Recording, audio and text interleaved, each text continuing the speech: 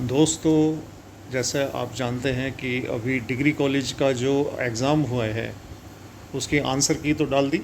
UP के अंदर जो हायर एजुकेशन का एग्ज़ाम हुआ था, लेकिन अभी तक उसके जो वो है रिज़ल्ट आना बाकी है और इंटरव्यू जल्दी शुरू हो जाएंगे। तो मैं सोचता हूँ कि आप जो इंटरव्यू की तैयारी भी बड़े रिलैक्सिंग वे में करेंगे, क्योंकि इंटरव्यू की तैयारी रिटन में नहीं होती और इंटरव्यू रिटन में नहीं पूछा जाता है, वर्बली पूछा जाता है।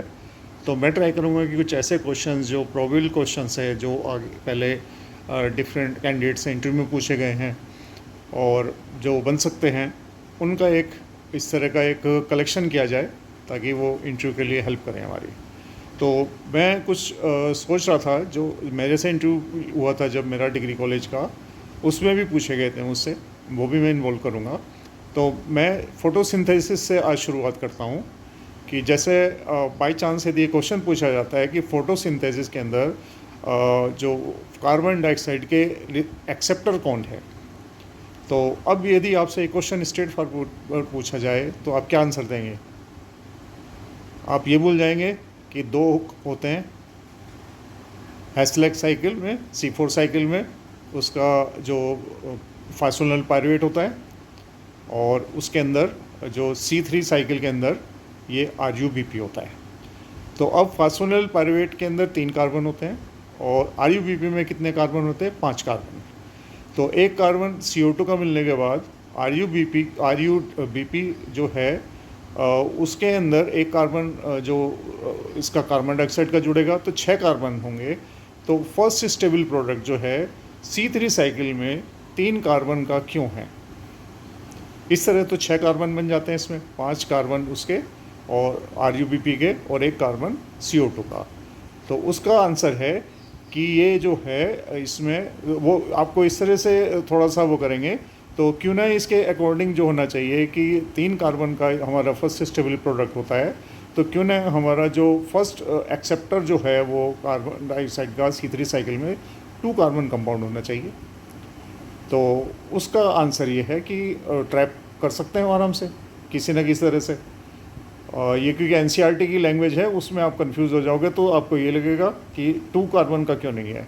तो उसमें ये होता है कि 6 कार्बन में से 3 कार्बन के 2 मॉलिक्यूल बनेंगे और वो 3 कार्बन का स्टेबल प्रोडक्ट होगा। तो 6 कार्बन वहाँ बैलेंस हो जाते हैं। और C4 साइकिल के अंदर क्या है कि फास्फोनिल पायरुवेट के अंदर 3 कार्बन है और एक कार्बन CO2 का, और वो आकर के 4 कार्बन का कंपाउंड, तो इसलिए इनका साइकिल का नाम C4 साइकिल है। तो अब दूसरा डिफरेंस ये आता है कि C3 साइकिल के अंदर जो कार्बन डाइऑक्साइड होती है वो गैसेस फॉर्म में, C3 के अंदर गैसेस फॉर्म के अंदर ट्रैप होती है, जबकि C4 साइकिल के अंदर वो कार्बन डाइऑक्साइड होगी, वो जो उसमें ट्रैप होगी वो कार्बोनेट की फॉर्म में होती है इसके अंदर। अच्छा, फिर एक एडिशनल क्वेश्चन ये है कि जो फास्फोनिल पायरुवेट है इसका रीजनरेशन कौन सा, उसके एसेंशियल एलिमेंट कौन सा इन्वॉल्व होता है जो उसका रीजनरेशन के लिए हेल्प करता है? उसके लिए आंसर है सोडियम। अच्छा, एक क्वेश्चन और है कि जो हम RuBP को बोलते हैं राइबोलोज बिसफॉस्फेट, और तो अब ये बिसफॉस्फेट के अंदर और बाइफॉस्फेट के अंदर क्या अंतर होता है इसमें?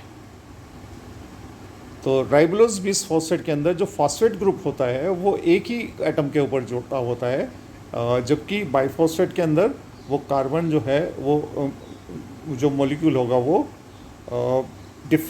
जो उसके ऊपर जो नहीं, सॉरी, बिसफॉस्फेट के अंदर क्या होगा कि कार्बन जो होगा वो डिफरेंट, वो सॉरी फॉस्फेट ग्रुप जो है डिफरेंट कार्बन के ऊपर जुड़ा होगा बिसफॉस्फेट के अंदर, जबकि बाइफॉस्फेट के अंदर वो होगा वो एक ही उसके ऊपर जुड़ा होगा इसमें, तो इसलिए इसको बिसफॉस्फेट बोलते हैं इसमें।